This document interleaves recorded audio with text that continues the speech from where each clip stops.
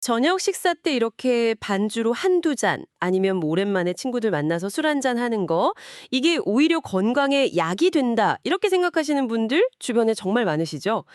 특히 저희 부모님 세대만 봐도 하루 한두 잔은 괜찮아. 혈액순환에도 좋고 이게 거의 뭐랄까 상식처럼 통했잖아요. 안녕하세요. 오늘 저희가 깊이 파고들 이야기는 바로 이 적당한 음주라는 아주 익숙한 개념입니다.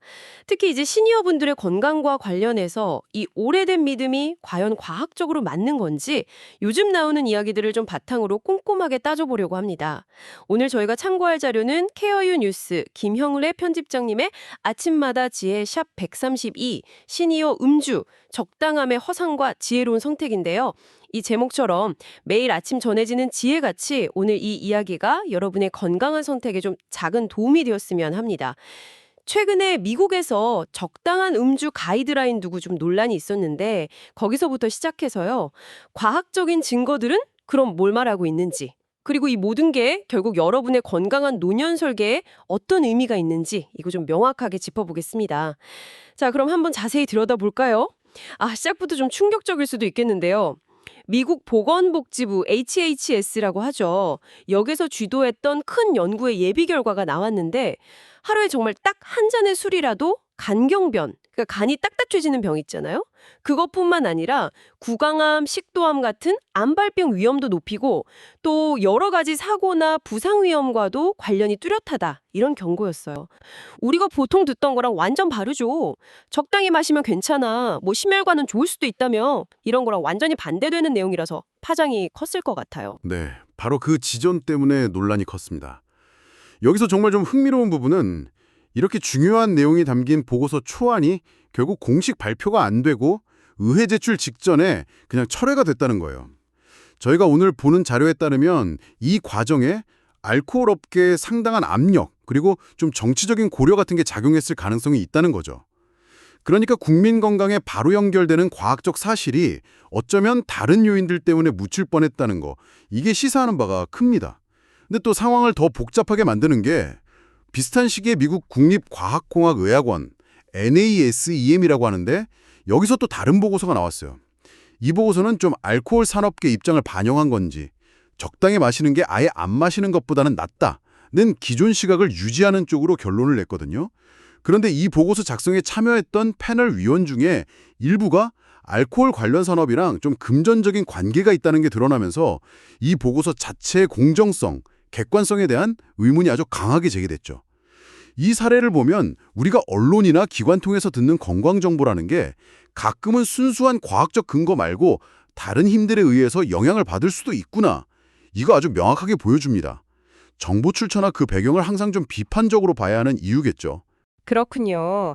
건강 정보 뒤에 숨어 있는 그런 이해관계 같은 걸 좀 의심해 봐야 한다는 거 정말 중요한 지적이네요. 그러면 이런 외부 요인들을 좀 최대한 빼고 봤을 때 순수하게 과학적인 증거들은 이 적당한 음주에 대해서 뭐라고 말하고 있나요? 네. 지금까지 쌓인 과학 연구 결과들을 쭉 종합해 보면 방향은 점점 더 명확해지고 있는 것 같아요. 설령 그게 소량이라고 해도 알코올 섭취 자체가 여러 건강 문제의 위험을 높인다. 이런 증거들이 계속 나오고 있습니다. 알코올 섭취량이 조금이라도 늘어나면 우리가 걱정하는 암은 물론이고 심혈관 질환, 당뇨병 같은 만성질환 발병 위험도 같이 올라가는 경향을 보여요. 그러니까 적당히 라는 말 속에 숨어 있는 위험이 생각보다 클 수 있다는 거죠. 여기서부터 정말 흥미로워지는데요. 캐나다 연구진이 한 연구 결과를 보니까 훨씬 더 구체적인 숫자가 나와요. 하루에 꾸준히 딱 2잔씩 술을 마시는 남성의 경우에요. 술을 전혀 안 마시는 사람보다 일찍 사망할 확률이 무려 25분의 1이나 높아진다고 합니다. 25명 중 1명꼴이라니 이거 그냥 가볍게 넘길 숫자가 아니잖아요. 사회적으로 뭐 이 정도면 적당하지 하는 양이 실제로는 개인의 수명에 꽤 큰 영향을 줄 수 있다는 강력한 경고 같아요. 정확합니다. 그 적당함이라는 기준 자체가 사실 굉장히 좀 모호하고 주관적일 수밖에 없거든요. 사회적인 분위기나 개인적인 습관 속에서는 그냥 온건하고 받아들일 만한 수준처럼 느껴질 수 있어도 우리 몸이 받아들이는 생물학적인 영향의 관점에서 보면 이건 결코 안전선이라고 딱 잘라 말하기 어렵다는 겁니다. 이러한 과학적 증거들은 단순히 새로운 정보를 전달하는 걸 넘어서 어쩌면 여기 계신 청취자 여러분께서 오랫동안 그냥 편안하게 유지해 오셨을지도 모르는 생활 습관에 대해서 좀 근본적인 질문을 던지고 있는 거죠.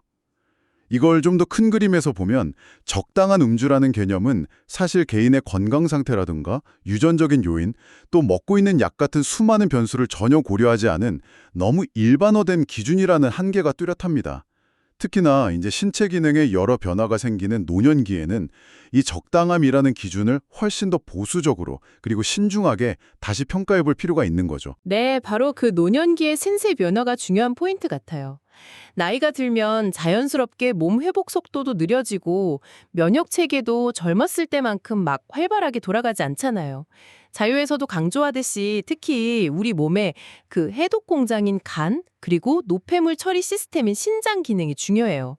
알코올을 분해하고 몸 밖으로 내보내는 이 기관들 효율이 점점 떨어진다는 거죠.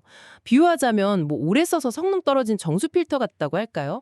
그러니까 똑같은 양의 술을 마셔도 젊었을 때랑은 비교도 안 될 만큼 몸에 더 큰 부담이랑 손상을 주게 되는 겁니다. 그리고 뇌에 미치는 영향도 절대 그냥 넘어가선 안 될 것 같아요. 알코올이 뇌의 신경 전달 물질 시스템에 직접 영향을 주니까 기억력 감퇴나 전반적인 인지기능 저하를 더 빠르게 만들 수 있다는 연구 결과들이 많거든요. 특히 노년기에는 치매 같은 인지장애 위험이 원래도 좀 높아지는데 여기에 음주 습관까지 더해지면 그 위험이 훨씬 더 커질 수 있다는 의미겠죠. 특히 여성 시니어분들께는 이 부분을 더 강조해서 말씀드리고 싶습니다. 여러 큰 연구들에서 계속 확인되는 사실인데 아주 적은 양의 알코올 섭취조차도 유방암 발병 위험을 상당히 높인다는 점입니다. 이 자료에서도 한국 여성 시니어 독자들을 위해서 이 점을 특별히 좀 유념하라고 당부하고 있어요. 암이라는 병은 치료도 중요하지만 사실 예방이 무엇보다 중요하잖아요. 술 한 잔에 주는 그 잠깐의 즐거움이나 위안이 길게 보면 평생의 건강을 위협하는 심각한 결과로 이어질 수도 있다는 걸 꼭 기억해 주셨으면 합니다. 이것은 중요한 질문을 제기합니다. 이미 고혈압이나 당뇨병, 고지혈증 같은 만성질환을 진단받고 관리하고 계신 분들이라면 음주는 더더욱 신중해야 합니다. 알코올은 지금 드시고 있는 약의 효과를 떨어뜨리거나 예상치 못한 부작용을 일으킬 수 있어요. 심지어는 원래 있던 질환의 합병증을 더 빠르고 심각하게 만들 수도 있고요. 따라서 이런 상황에서는 단순히 이 정도는 마셔도 괜찮을까 이걸 고민하는 수준을 넘어서 내 현재 건강 상태랑 먹고 있는 약을 생각했을 때 술을 마시는 행위 자체가 과연 현명한 선택일까?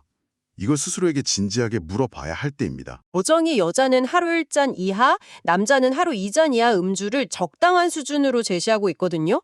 그런데 오늘 저희가 살펴본 자료에서는 이 기준조차도 절대 안전한 경계선이 아니고 간암, 구강암, 식도암 같은 다양한 병의 위험을 높일 수 있으니까 결국에는 술을 완전히 끊는 금주가 건강을 위한 가장 확실하고 안전한 선택이다. 이걸 강하게 말하고 있어요. 하지만 또 다른 한편으로는 술이라는 게 우리 사회나 문화 속에서 차지하는 역할도 쉽게 무시하기는 좀 어려운 것 같아요. 자료에서도 나오지만 오랜 친구들 만나서 술잔 기울이면서 속마음 털어놓고 정서적인 유대감을 다진다거나 아니면 때로는 혼자 느끼는 외로움이나 고립감을 술의 힘을 빌려서 잠시 잊으려 했던 경험들, 이런 술의 사회적, 정서적 기능도 분명히 있었으니까요. 물론입니다. 사회적인 관계망이나 정서적인 교감은 특히 노년기 삶의 만족도, 정신건강에 정말 중요한 요소죠. 하지만 여기서 핵심은 그런 긍정적인 기능들을 꼭 술이라는 걸 통해서만 얻을 수 있는 건 아니다. 이걸 자료는 명확히 하고 있어요. 향긋한 차를 같이 마시면서 대화하거나 정성껏 준비한 식사를 같이 즐기고 아니면 같이 공원을 산책하거나 새로운 취미 활동에 도전하는 것 등등 술 없이도 충분히 깊은 관계를 맺고 외로움을 건강하게 풀 수 있는 대안은 얼마든지 있다는 겁니다. 자료의 표현을 빌리자면 시니어의 삶의 목표는 단순히 오래 사는 게 아니라 건강하고 품위 있게 나이 들어가는 거잖아요. 그렇다면 굳이 건강을 해쳐가면서까지 술에 의존하는 사회적 관계를 유지할 필요는 없지 않을까요? 여기서 한 가지 좀 흥미로운 사회 변화를 주목할 필요가 있는데요. 최근 한국 사회, 특히 젊은 세대를 중심으로 음주 문화에 대한 인식이 크게 달라지고 있다는 점이에요. 예전처럼 무조건 마시고 취하는 회식 문화 대신에 술 없이도 즐겁게 소통하는 모임이 늘고 있고 노날콜이나 무알콜 음료 시장도 눈에 띄게 커지고 있죠. 이런 노음주 또는 소버 큐리어스 같은 트렌드는 시니어 세대에게도 충분히 매력적이고 건강한 대안이 될 수 있습니다. 과거의 익숙한 습관에만 얽매이기보다는 건강과 삶의 질을 높이는 새로운 가능성으로 이런 변화를 좀 받아들여 보는 것도 현명한 선택이 될 수 있겠습니다. 핵심 메시지는 명확해 보입니다. 오랫동안 우리 사회에 아주 깊숙이 자리 잡고 있던 적당한 음주는 건강에 좋다는 통념은 과학적 근거가 좀 희박할 뿐 아니라 사실과 다를 가능성이 매우 높다는 것입니다. 특히 신체 기능의 변화를 겪고 계신 시니어에게는 아주 적은 양의 음주조차도 예기치 못한 해가 될 수 있다는 점, 이걸 반드시 기억해야겠습니다. 그리고 또 한 가지, 우리가 건강 관련 정보를 받아들일 때는 그 정보가 어떤 배경에서 나왔는지, 혹시 특정 산업계의 입김이 작용한 건 아닌지 좀 비판적으로 따져보는 자세가 필요하다는 점도 중요하게 짚어주셨어요. 그래서 이 모든 것이 무엇을 의미할까요? 결국 오늘 나눈 이야기들은 어떤 일반적인 권고사항을 넘어서 청취자 여러분 각자의 고유한 몸 상태와 건강 이력, 그리고 또 추구하는 삶의 가치를 종합적으로 고려해서 스스로 내리는 지혜로운 선택에 관한 것이라고 할 수 있겠습니다. 정확합니다. 술을 마시지 않기로 결정하는 것을 단순히 무언가를 빼앗기거나 포기하는 것으로 여길 필요는 전혀 없어요. 오히려 자신의 건강과 삶의 질을 위한 적극적이고 긍정적인 행동으로 다시 해석할 수 있습니다. 오늘 살펴본 자료가 강하게 시사하듯이 건강하고 활기찬 노년을 위한 가장 확실한 투자는 어쩌면 간헐적인 절주가 아니라 완전한 금주일지도 모릅니다. 물론 올인 습관을 바꾸는 게 쉽진 않겠죠. 하지만 자료 마지막 부분에서 제안하는 것처럼 아주 작은 실천부터 시작해보는 건 어떨까요? 예를 들어서 오늘 저녁 늘 습관처럼 손이 가던 그 술잔 대신에 향긋하고 따뜻한 차 한 잔을 나에게 선물해보는 겁니다. 그런 작은 변화들이 하나둘 쌓여서 결국 여러분의 소중한 건강과 시간을 지키는 가장 값진 선택이 될 수 있을 것이라고 믿습니다. 케어유 뉴스 김영래 편집장님이 아침마다 지혜를 통해 전하고자 하는 메시지 역시 이런 일상 속의 작은 변화 그리고 현명한 선택의 중요성이 아닐까 싶네요. 네, 오늘 저희와 함께 적당한 음주라는 이 오랜 통념의 다른 면을 깊이 탐구해 주신 여러분께 진심으로 감사드립니다. 방송을 마무리하면서 마지막으로 여러분 스스로에게 한번 던져볼 만한 질문 하나를 남겨드리고 싶어요. 단순히 질병 예방 같은 신체 건강 차원을 넘어서 만약에 술을 줄이거나 완전히 끊는다면 여러분의 일상적인 에너지 수준이나 아침에 일어났을 때 그 정신적인 명료함에는 어떤 긍정적인 변화가 찾아올 수 있을까요? 혹은 술자리 대신 다른 활동을 통해서 사람들과 교류할 때 그 관계의 깊이나 대화의 질은 또 어떻게 달라질 수 있을까요?